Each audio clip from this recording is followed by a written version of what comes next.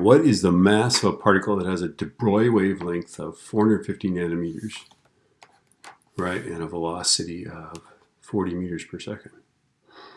I think we can do this. Let's see. Momentum is Planck's constant over the de Broglie wavelength. Okay.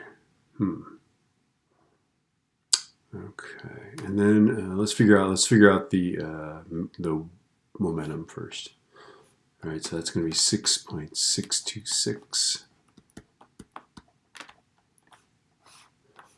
450 times 10 to the minus 9th. So 6.626 e minus 34 divided by 450 e minus 9. And I'm getting that the momentum is 1.472 times 10 to the, and that's kilogram meters per second, right? And then momentum is also mv.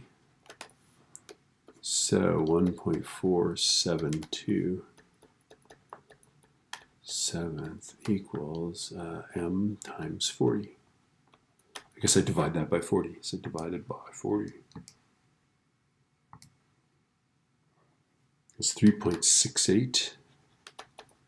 3.68 times 10 to the minus 29th kilograms. I wonder if anything actually has that mass. I don't know.